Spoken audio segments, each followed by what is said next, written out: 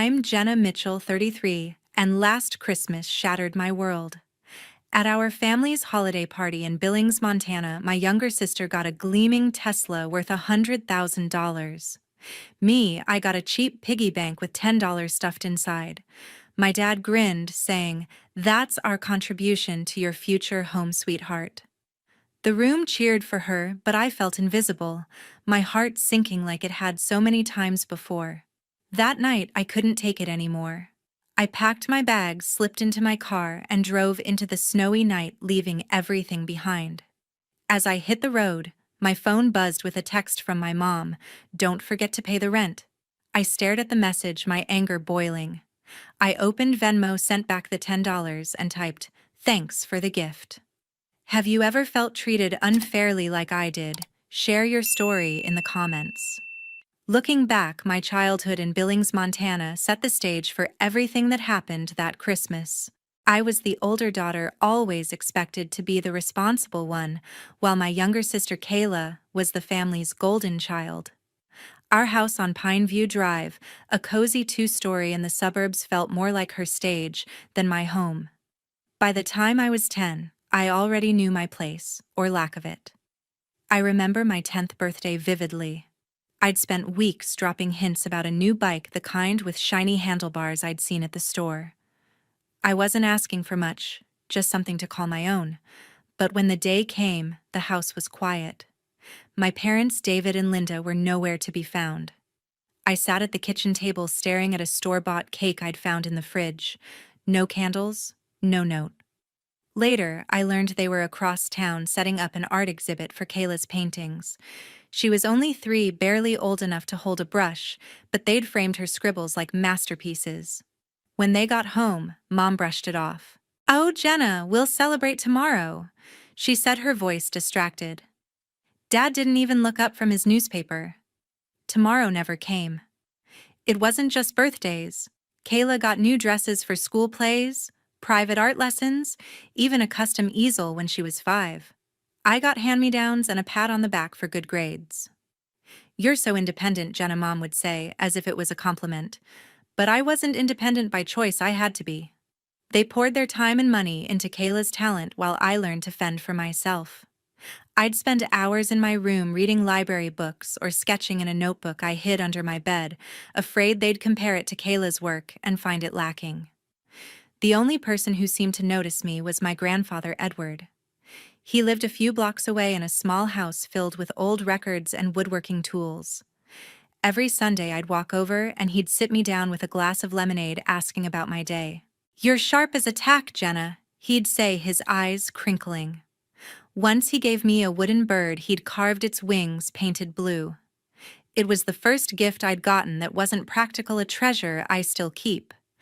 But even Edward couldn't change how things were at home.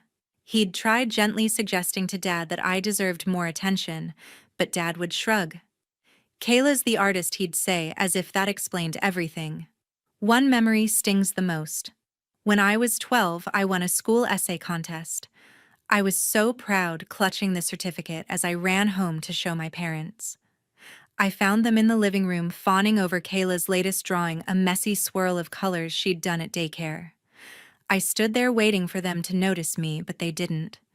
Finally, I spoke up. "Mom, Dad, I won something today." Mom glanced over, barely listening. "That's nice, honey," she said, then turned back to Kayla. "Look at this shading, sweetheart." My chest tightened, and I slipped upstairs, tucking the certificate into a drawer. Edward was the only one who asked to see it later, his face lighting up as he read it aloud. It wasn't that they didn't love me, they just loved Kayla more. Every milestone I hit, every effort I made, faded next to her. By high school, I stopped trying to compete. I focused on my studies, got a part-time job at a local bookstore, and saved every penny for college. Kayla, meanwhile, got a new laptop for her art projects, and a trip to an art camp in Missoula. I'd hear Mom bragging to neighbors about her little prodigy while I was just the kid who didn't need help. But I did need something, attention, validation, anything to show I mattered. Edward tried to bridge the gap.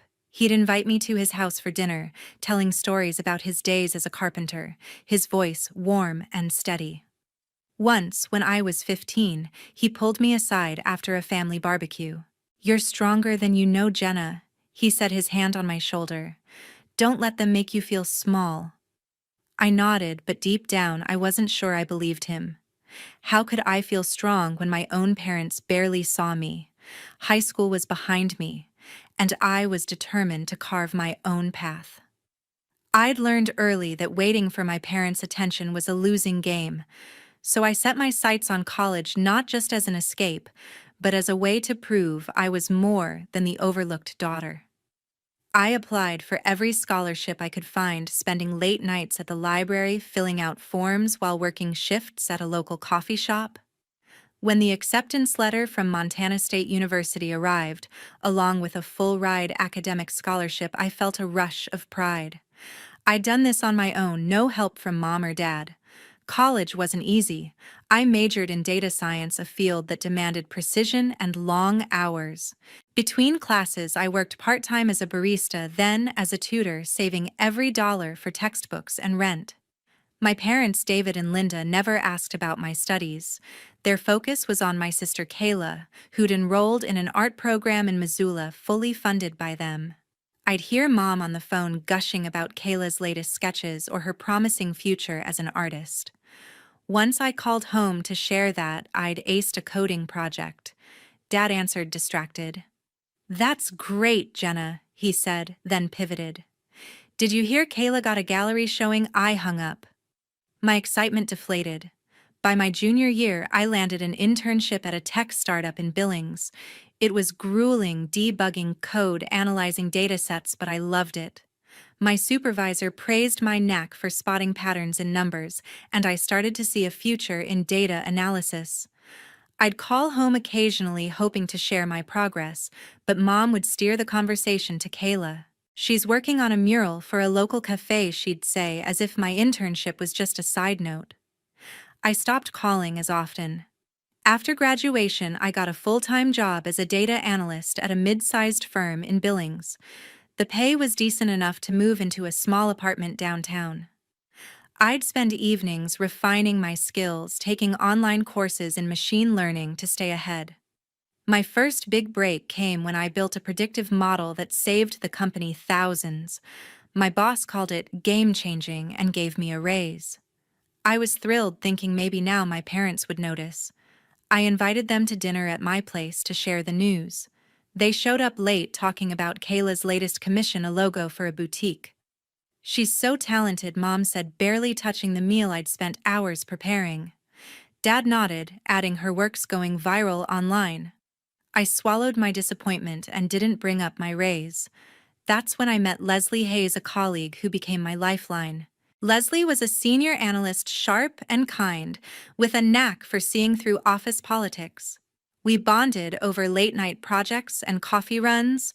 One day, after a team meeting where I presented a new dashboard, Leslie pulled me aside. "Jenna, you're killing it," she said, her voice genuine. "Don't let anyone make you feel small." It was the first time someone saw my effort without comparing me to anyone else. We started grabbing lunch together, and she'd listen as I vented about my family. "You're building something amazing," she'd say. "They'll regret not seeing it." Her words kept me going. Kayla, meanwhile, was chasing her art career, backed by our parents. They paid for her apartment, her supplies, even her trips to art fairs. I'd see posts on social media, Kayla at a gallery opening, Mom and Dad beaming beside her. Once I ran into them at a cafe in Billings. I'd just finished a long day at work and was grabbing a coffee. Mom spotted me and waved me over. "Jenna, you should see Kayla's new portfolio," she said, pulling out her phone. I forced a smile, but inside I was screaming. They didn't ask about my job. My life, nothing. I left the cafe feeling like a stranger in my own family. Leslie noticed the change in me after that. Over drinks one evening, I told her how my parents' focus on Kayla made me feel invisible. She leaned forward, her eyes steady. "You're not invisible, Jenna. You're a rock star at work, and you did it all yourself. That's power." Her words hit hard. For the first time, I started to believe my worth didn't depend on their approval. Leslie became more than a colleague, she was the friend who saw me when no one else did. By my late 20s, I was climbing the ladder at work, earning respect from my team. I'd present at industry meetups, even spoke at a regional tech conference. Each step forward felt like a victory, but a small part of me still hoped my parents would notice. I'd send them texts about my achievements, a promotion, a new project, but their replies were short, always circling back to Kayla. She just signed a contract with a gallery in Seattle, Dad texted once, ignoring my news. I stopped expecting more. As Christmas approached, I felt a flicker of hope. Maybe this year they'd see me. I poured my energy into planning gifts, thinking a family gathering might finally bridge the gap. I started early, weeks before the big day. My apartment in downtown Billings became a makeshift gift wrapping station. I spent hours scouring local shops for the perfect presents. For Mom, I found a delicate silver necklace with a small heart pendant, something she'd mentioned liking years ago. For Dad, I picked out a leather-bound planner, knowing he loved organizing his schedule the old-fashioned way. For Kayla, I chose a set of high-end watercolor brushes, hoping she'd appreciate the nod to her art. I even got a gift for my grandfather Edward, a vintage record of his favorite jazz artist, something to add to his collection. Each gift was wrapped with care, tied with ribbons, and labeled with handwritten notes. I wanted them to feel my effort, to know I'd thought about what they loved. The process wasn't just about the gifts. I helped Mom plan the menu, suggesting her favorite pecan pie recipe and offering to bring a homemade cranberry sauce. She seemed distracted on the phone, mentioning Kayla's latest art project, but I brushed it off. "I'll handle the salad too," I told her, keeping my voice upbeat. I spent a whole evening testing recipes, determined to contribute something memorable to the table. At work, I took on extra hours to cover the cost of the gifts, juggling deadlines while picturing the family dinner. Leslie, my colleague, noticed my frenzy. "You're going all out," she said over coffee one morning. "They're lucky to have you." I smiled, but a knot of doubt tightened in my chest. Were they? As the day approached, I felt a mix of excitement and nerves. I kept imagining the moment we'd exchange gifts, hoping Dad would nod in approval, or Mom would hug me for the necklace. Maybe Kayla would say something kind about the brushes. I even let myself daydream about a toast one where they'd acknowledge my hard work, my life. It was a long shot, but I couldn't help it. Leslie tried to temper my expectations. "Just don't expect too much," she warned during a lunch break. "You deserve to be celebrated, but they might not get it." I nodded, but deep down I wasn't listening. I wanted to believe this Christmas would be the one. The morning of the party, I loaded my car with gifts and food, my trunk packed with carefully wrapped boxes and a cooler for the salad. I'd chosen my outfit days in advance, a deep green sweater and black jeans, festive but not overdone. As I drove from downtown to my parents' house in the suburbs, the streets of Billings were dusted with snow, and I felt a flicker of hope. Their house on Pineview Drive was only 20 minutes away, but the drive felt longer. My mind racing with what ifs. What if they loved the gifts? What if they finally saw me? But a quieter voice whispered doubts. What if nothing changed? When I pulled into their driveway, I sat for a moment, gripping the steering wheel. The house looked warm, lights glowing through the windows, but my stomach churned. I'd been here so many times, hoping for something different, only to leave disappointed. Still, I pushed the thought aside. I grabbed the gifts and food balancing boxes as I walked to the door. Mom opened it, her smile quick but distracted. "Jenna, you're here," she said, already turning back inside. "Kayla's showing us her new sketches." I took a deep breath and stepped inside, the familiar scent of cinnamon and pine hitting me. Dad was in the living room laughing with Kayla, while Edward sat quietly in an armchair, giving me a small wave. I set the gifts under the tree, arranging them neatly among the others. My cranberry sauce went into the fridge, and I helped Mom set the table, trying to catch her eye. "I made that salad you like," I said, hoping for a spark of interest. She nodded absently. "That's nice, honey. Did you see Kayla's new painting?" My heart sank, but I forced a smile. Maybe dinner would be better. Maybe the gifts would make a difference.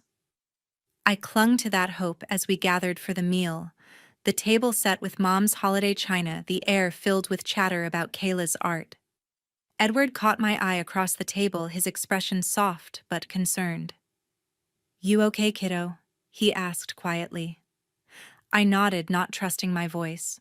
I didn't want to admit how much I was banking on this night. As we ate, I watched my family waiting for a moment to share my own news. A recent project I'd led at work, a small win, I thought might matter. But the conversation stayed on Kayla, her latest commission, her plans for a gallery show. I kept quiet, my hope flickering but not yet gone. I sat near the tree watching my family, Mom, Dad, Kayla, and my grandfather Edward chatting and sipping hot cocoa.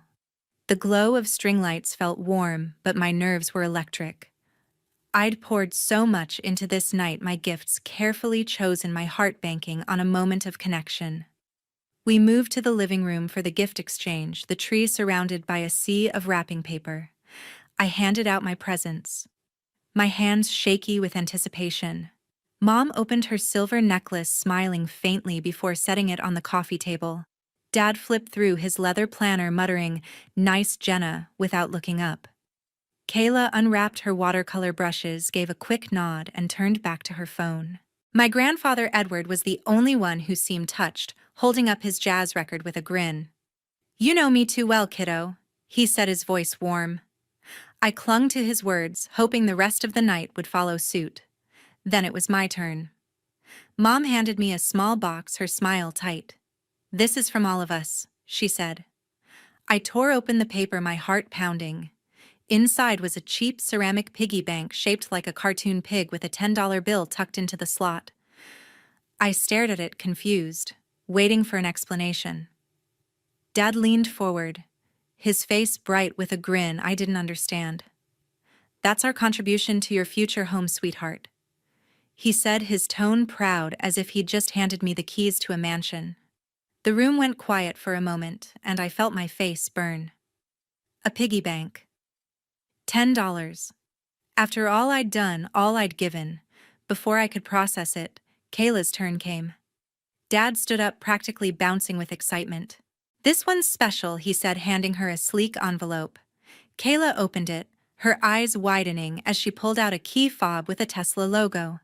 "It's in the driveway," Dad announced, and the room erupted in cheers. Kayla squealed, running outside with Mom and Dad trailing behind. I followed numb as we stepped into the cold. There it was, a brand new Tesla gleaming under the streetlights, worth $100,000. Kayla hugged Dad, then Mom, her laughter echoing. "You guys are the best," she said. I stood frozen, the piggy bank still in my hand, its weight like a stone in my chest. Back inside, the celebration continued. Kayla talked nonstop about her new car while Mom and Dad beamed, recounting how they'd saved for months to surprise her. I sat on the couch, barely hearing them, my mind replaying Dad's words. "That's our contribution to your future home." The phrase felt like a slap. I'd spent years building my career, paying my own way, and they thought a $10 bill was enough. Edward caught my eye, his face creased with concern. "Jenna." He started, his voice low, but I shook my head. I didn't want his pity. I wanted to disappear. I excused myself to the kitchen, pretending to clear plates, but my hands were trembling. I pulled out my phone, staring at the piggy bank on the counter. The hurt boiled into anger, sharp and raw. I opened Venmo, typed in Dad's name, and sent $10 with a note. "Thanks for the gift." My fingers hovered over the send button for a moment, but I pressed it, the action final, like slamming a door. I didn't care if they saw it tonight or tomorrow. It was my way of saying I was done. I grabbed my coat and keys, slipping out the back door without a word. The snow was falling harder now, blanketing the driveway where Kayla's Tesla sat, a monument to everything I'd never been given. I climbed into my old sedan, the engine stuttering in the cold, and drove away from Pineview Drive. My chest ached, but my mind was clear. I wasn't going back, not to that house, not to that life. Billings faded in my rearview mirror as I headed toward Bozeman, 2 hours away, with no plan, no destination, just a need to escape. I didn't know what came next, but I knew I couldn't stay. Bozeman's quiet streets welcomed me as I pulled into town after midnight. I'd left everything behind: my family, their indifference, the sting of that Christmas night, and found myself in a new city searching for a place to think.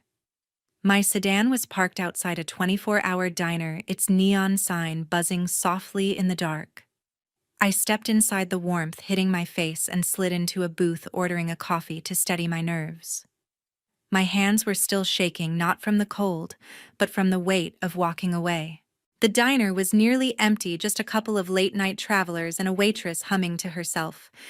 I stared at the steam rising from my mug, trying to piece together what came next. My phone sat silent on the table, no more texts to mom or dad, no more hoping for their approval. I was done chasing a family that didn't see me, but the hurt lingered sharp and heavy, and I wasn't sure how to let it go. That's when Brandon Newman walked in. I recognized him from a tech meetup in Billings months ago, a software engineer with a quick wit and an easy smile. He shook snow off his coat and spotted me, his eyes lighting up. "Jenna Mitchell, what's got you out here so late?"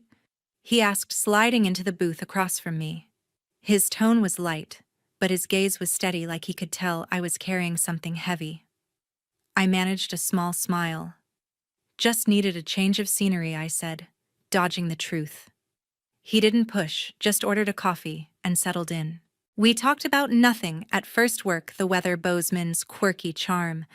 But the diner's quiet hum and Brandon's calm presence pulled the truth out of me. I told him about the Christmas party, the piggy bank, the Tesla for Kayla, and Dad's careless words about my future home. My voice cracked as I spoke, but I didn't stop. Brandon listened, his expression soft but focused, no judgment in his eyes. When I finished, he leaned forward. "That's not fair, Jenna," he said. "But you're more than their mistakes. You've built a life they can't touch." His words landed like a spark. I'd spent so long measuring myself against my family's indifference, but Brandon saw something else, someone who'd fought for every step forward. We talked for hours, the conversation shifting from my pain to his own story. He'd left a small town where no one believed in his dreams, moving to Bozeman to start over. "You don't need their approval to be whole," he said, his voice firm. "Focus on what makes you feel alive. Your work, your passions, that's what matters." I nodded, the idea settling deep. I'd been a data analyst, a problem solver, a survivor. Maybe that was enough. The clock ticked past 3 a.m., but I didn't care. Brandon's encouragement felt like a lifeline, pulling me toward something new. He scribbled his number on a napkin, pushing it across the table. "If you're ever in Bozeman, call me," he said. "You're stronger than you know." I tucked the napkin into my pocket, a small anchor in the storm of my thoughts. When we parted ways, I stepped back into the cold, feeling lighter, like I'd left some of the hurt behind in that booth. I checked into a motel nearby, the kind with thin walls and a flickering sign. Lying on the stiff bed, I stared at the ceiling, Brandon's words echoing. "Focus on what makes you feel alive." For years, I'd tied my worth to my parents' approval, but that night I started to let go. My phone buzzed with a text from Leslie, my colleague, asking if I was okay. I replied briefly, promising to call later. Right now, I needed to sit with this new clarity. The next day, I wandered Bozeman's downtown, the snow-dusted streets, quiet under a gray sky. I stopped at a bookstore, picking up a journal to write down my thoughts. Over lunch at a small cafe, I jotted down what I wanted: a career I loved, a life I built, people who saw me for me. Brandon's advice stuck: focus on my passions. Data analysis was my strength, my way of making sense of chaos.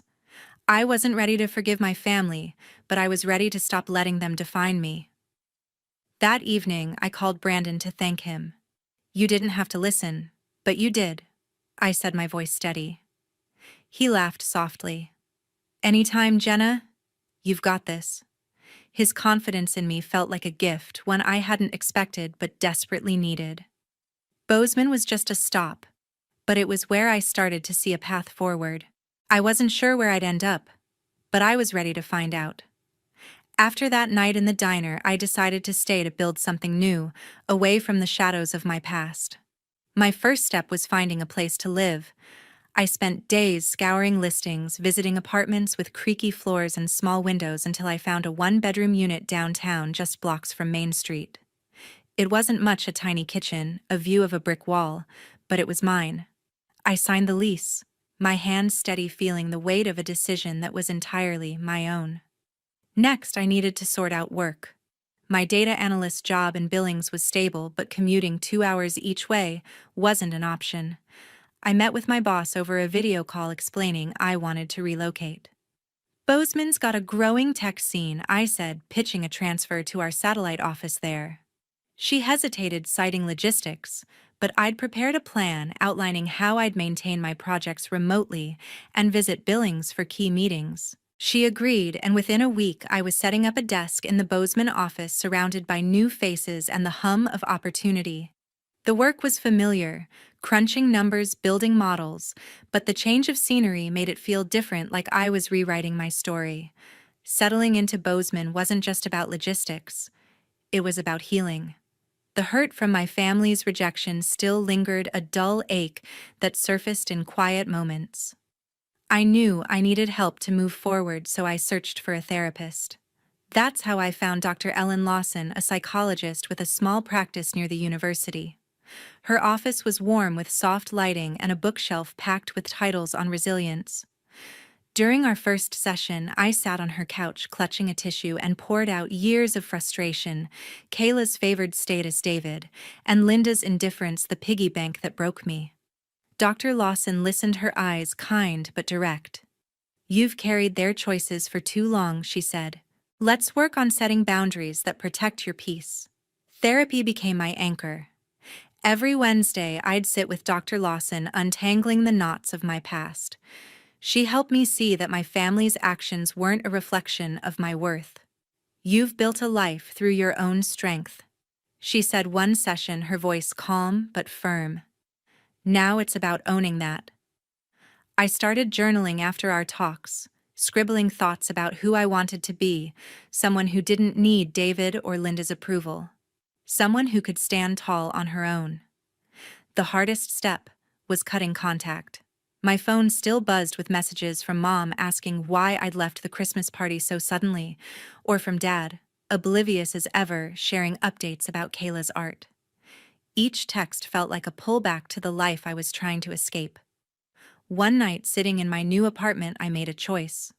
I opened my phone, blocked Mom's number, then Dad's, then Kayla's. My finger hovered over Edward's name. My grandfather had always been kinder, but I blocked him too, needing a clean break. It wasn't anger, it was survival.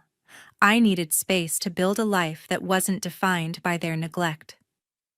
Leslie, my colleague from Billings, was my lifeline during the transition. She drove up to Bozeman one weekend bringing takeout and a bottle of wine.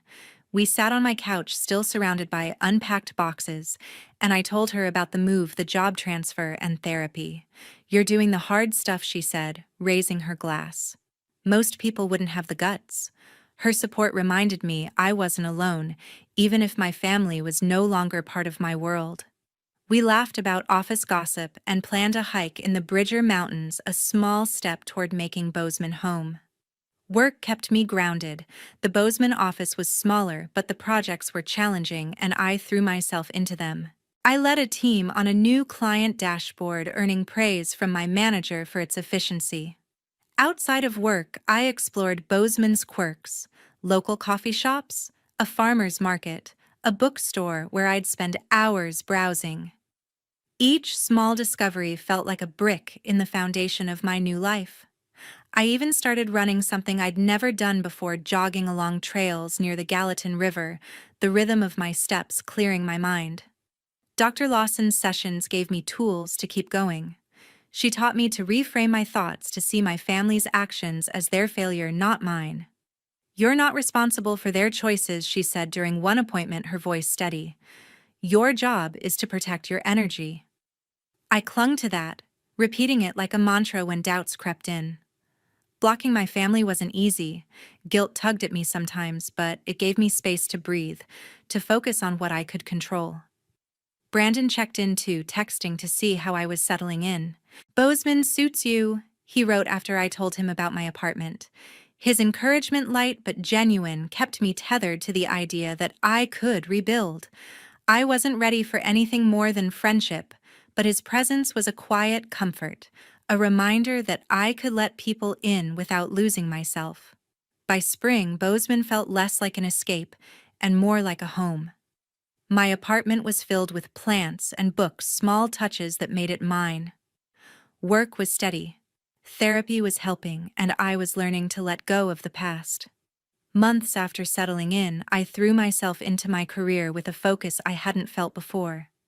My work as a data analyst at the Bozeman office was demanding, but I thrived on it, building dashboards and predictive models that turned raw numbers into actionable insights. The tech scene here was vibrant, and I was determined to make my mark. That spring, I led a project for a local startup designing a system to optimize their supply chain. The client was thrilled, and my manager nominated me for the Montana Tech Innovators Award, a statewide recognition for young professionals. I didn't expect to win, but when my name was announced at the ceremony in Missoula, I stood frozen, clutching the glass trophy, my heart racing with pride. For the first time, I felt seen not by my family, but by a community that valued my work. The award opened doors. I was invited to speak at a regional tech conference sharing my approach to data-driven solutions. Standing on stage, I looked out at the crowd: engineers, entrepreneurs, students, and felt a surge of confidence. This was my world, one I'd built through years of hard work. After the talk, people approached me, asking questions, exchanging business cards. I left the conference buzzing my phone full of new contacts, my mind alive with possibilities. Back in Bozeman, I joined a local tech meetup, a group of coders and analysts who met weekly at a brewery. They welcomed me warmly, and I found myself laughing over IPAs, swapping ideas about algorithms and startups. It was the kind of connection I'd never had in Billings. Leslie was a constant in this new life. She'd visit from Billings every few weeks, crashing on my couch and filling my apartment with her energy. One Saturday, we hiked up to Palisade Falls, the trail winding through pine forests. As we sat by the waterfall, she grinned at me. "You're killing it, Jenna," she said, tossing a pebble into the stream. "This award, the conference, you're unstoppable." I laughed, brushing off the compliment, but her words stuck. Leslie had seen me at my lowest, and now she was cheering me on as I climbed. We spent the evening cooking dinner together, her stories about office drama making me grateful I'd left that world behind. Brandon was another anchor. Our friendship had grown since that night in the diner built on late-night texts and coffee runs.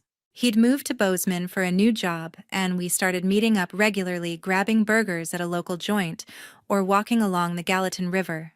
One evening, as we sat on a bench watching the sunset, he turned to me. "You've got this fire in you now," he said, his voice warm. "It's like you're finally free." I smiled, feeling the truth of it. Brandon didn't push me to be anything other than myself, and that made all the difference. We weren't dating, not yet, but his presence gave me a steadiness I hadn't known I needed. Building a community wasn't just about Leslie and Brandon. Through the tech meetup, I met Sarah, a web developer with a sharp sense of humor, and Mike, a startup founder who loved debating AI ethics. We started a group chat, planning trivia nights and weekend hikes. For the first time, I had friends who didn't know my family's history, who saw me as Jenna, the analyst with big ideas, not the daughter who'd been overlooked. We'd spend hours at a cafe on Main Street sketching out business ideas or just talking about life. Their support made Bozeman feel like home, a place where I could be myself without apology. My therapy sessions with Dr. Lawson kept me grounded. She'd help me set boundaries with my family, and now we focused on sustaining my growth. "You're claiming your space," she said during one session, her pen tapping her notebook. "Keep nurturing that." I took her advice, pouring energy into my career and friendships. The award was a milestone, but it was the daily choices, showing up at work, saying yes to a hike, texting Brandon a bad joke that made me feel alive. I was no longer the woman who'd left Billings in tears. I was someone new, confident in her own skin. I hadn't heard from David, Linda, or Kayla since I blocked their numbers. Sometimes I wondered about Edward, but I wasn't ready to reach out. The silence was freeing, like shedding a weight I'd carried too long. My life was full now, work, friends, a sense of purpose. At the tech meetup one evening, Sarah raised a glass to me. "To Jenna for showing us how it's done," she said, and the group cheered. I laughed, my cheeks warm, but I felt it a deep, unshakable confidence. I was exactly where I was meant to be. This was my life, and I was owning it. The summer in Bozeman was vibrant, but a shadow loomed. I'd built a life I was proud of, my career, soaring, my friends a steady anchor, but whispers from Billings reached me through Leslie. She'd heard from a mutual acquaintance that my family was unraveling. David, my father, had lost his job at the construction firm where he'd worked for years, a casualty of corporate downsizing. The news didn't surprise me. The industry had been shaky for months, but it stirred something uneasy, a flicker of guilt I hadn't expected after months of silence. Leslie shared more over coffee one afternoon, her voice low as we sat in a bustling cafe on Main Street. "Your parents are struggling," she said, stirring her latte. "They're dipping into savings, but it's tight." I nodded, my fingers tracing the rim of my mug. I'd blocked their numbers, but the reality of their hardship hit hard. Linda, my mother, was picking up extra shifts at the hospital, her nursing schedule grueling. Kayla, my sister, was floundering too. The Tesla, that gleaming symbol of my parents' favoritism, had been repossessed. She'd missed payments, unable to cover the loan on her part-time barista salary. I felt a pang, not of sympathy, but of inevitability. They'd built their lives on fragile ground. I tried to focus on my work, diving into a new project analyzing customer data for a Bozeman retailer.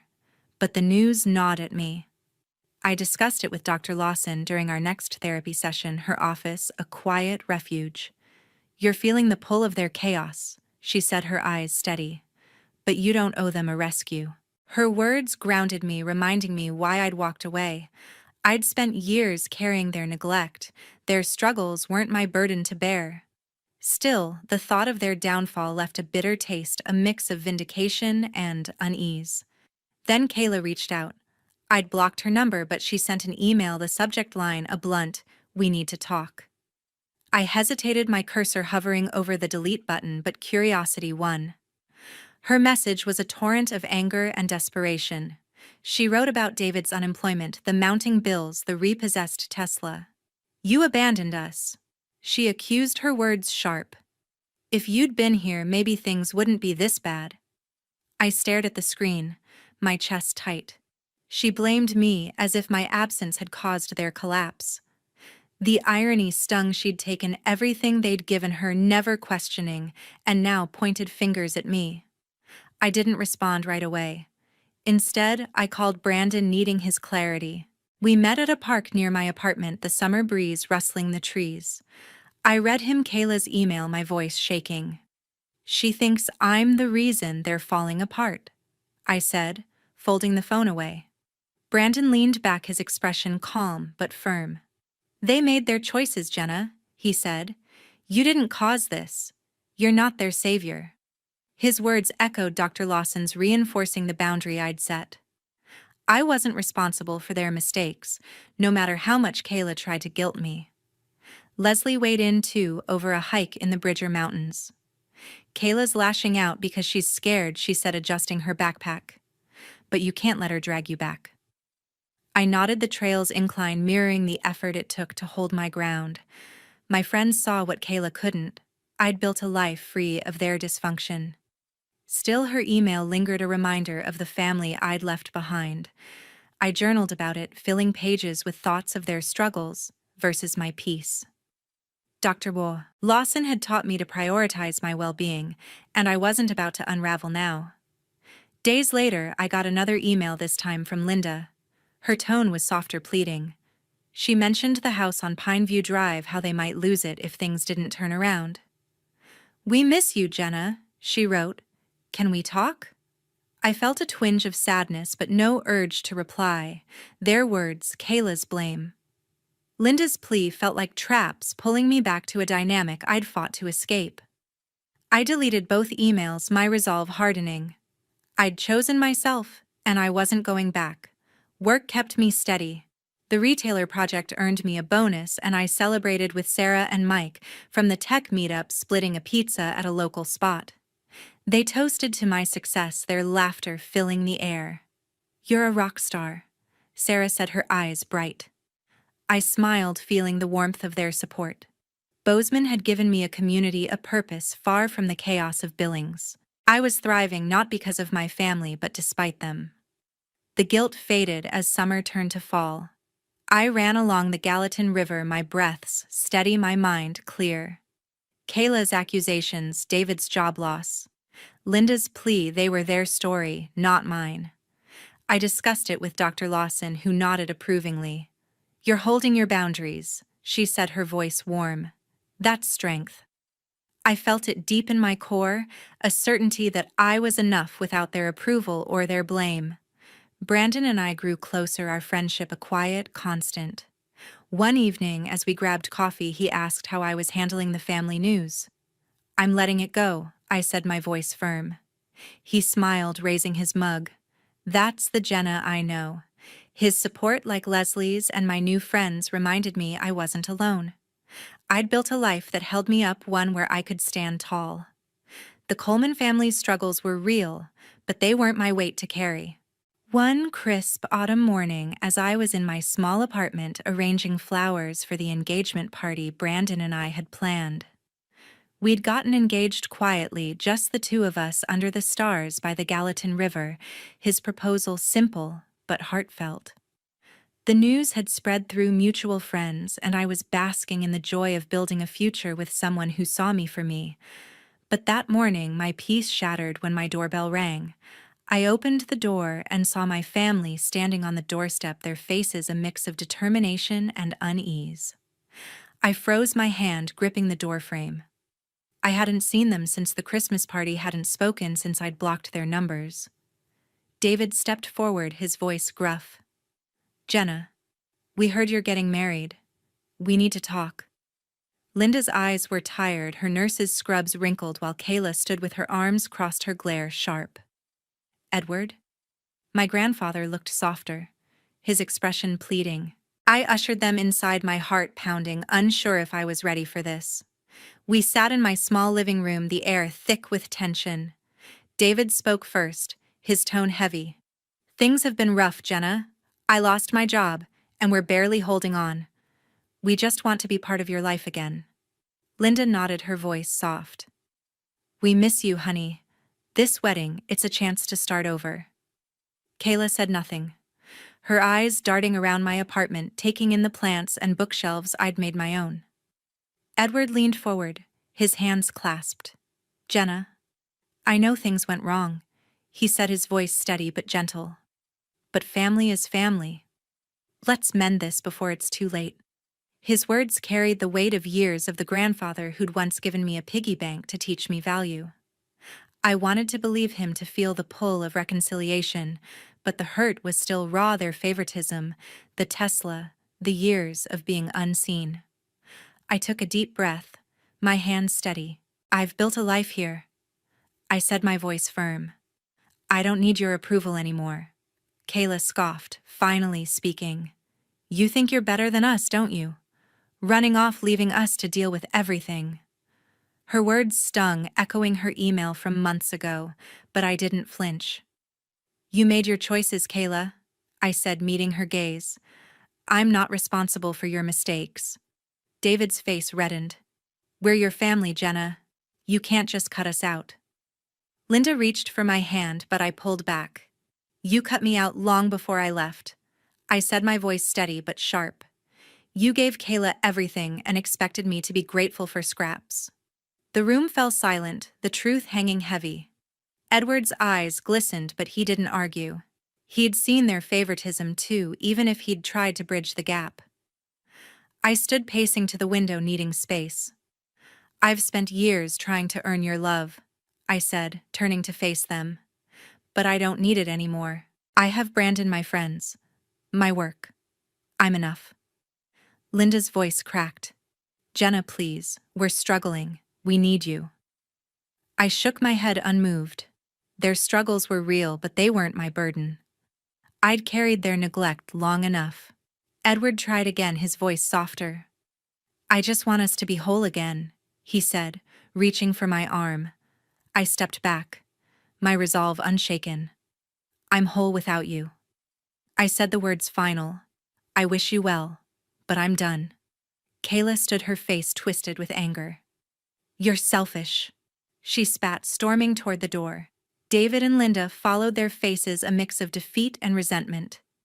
Edward lingered, his eyes searching mine, but I held firm. He nodded slowly, then left. The door closed and I sank onto the couch, my heart racing but my mind clear. Brandon came home soon after, his arms wrapping around me as I told him what happened.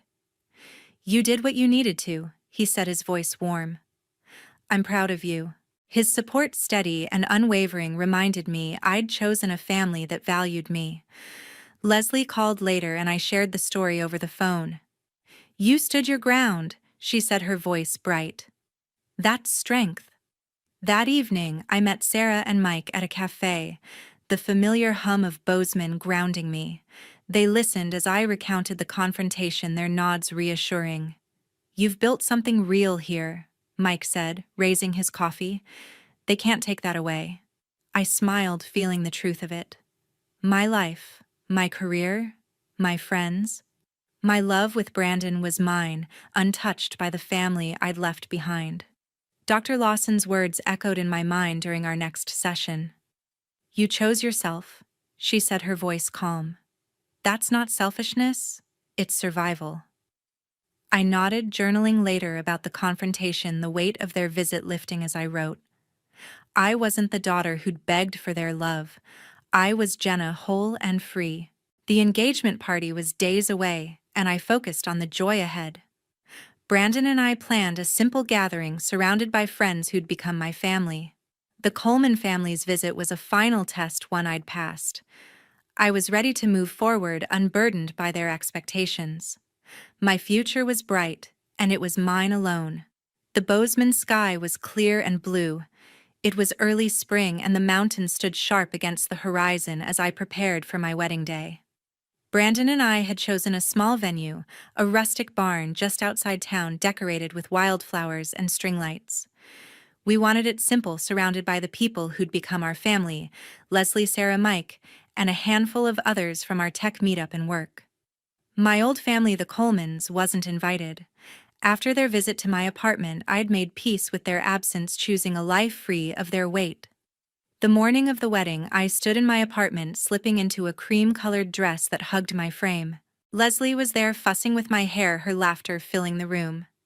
You look incredible, Jenna, she said, pinning a stray curl. I smiled, feeling a warmth that came from being seen, truly seen by someone who'd stood by me through everything. Sarah arrived carrying a bouquet she'd arranged herself, her grin wide. This is your day, she said, handing me the flowers. Mike popped in with coffee, joking about keeping Brandon in line. Their presence grounded me, a reminder of the community I'd built. As I got ready, I pulled an old piggy bank from a shelf, the one Edward had given me as a child. It was chipped now, but it held memories of lessons about value, of the hurt when my parents overlooked me. I slipped a $10 bill inside, the crinkle of paper echoing in the quiet. To me, it wasn't about money anymore. It was a symbol of my freedom, of choosing myself over their expectations. I placed it back on the shelf, a quiet promise to never let anyone define my worth again. The ceremony was intimate, held in the barn's soft light. Brandon stood at the altar, his eyes bright as I walked toward him, Leslie by my side. Our vows were short but honest, promising to lift each other up, to build a life together. When he slipped the ring on my finger, I felt a surge of certainty. This was where I belonged. Our friends clapped, their cheers echoing through the wooden beams. Afterward, we danced under the stars, the music mingling with laughter. Leslie pulled me into a hug, whispering, "You've earned this happiness." I nodded, my throat tight, knowing she was right. Later, we gathered around a bonfire, the night crisp and clear. I stood with Brandon's arm around me, watching the flames.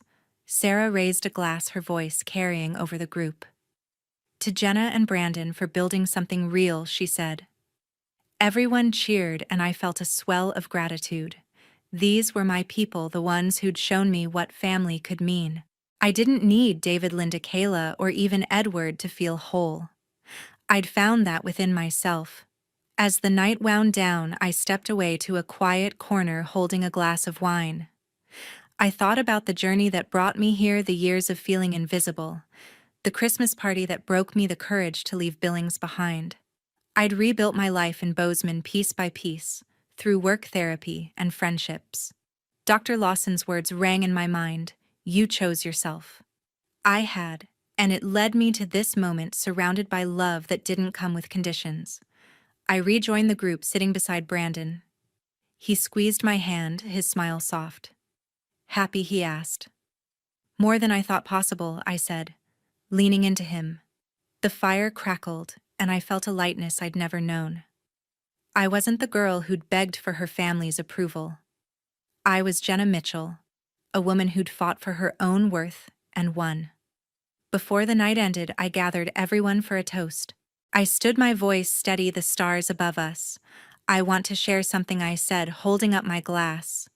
For years, I thought my value came from how others treated me, my parents, my sister. But I learned something: your worth doesn't depend on how others see you. Sometimes you have to walk away to find yourself.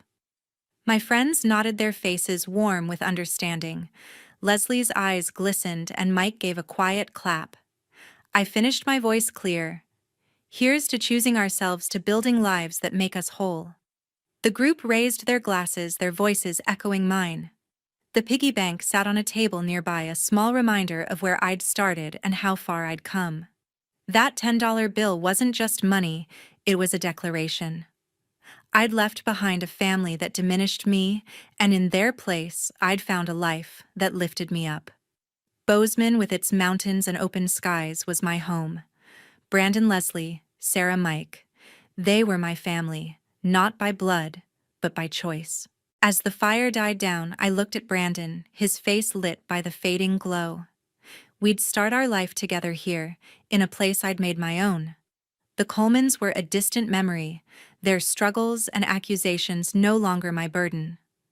I'd carried their weight for too long, but now I was free to love, to grow, to be me. This was my story, and I'd written the ending.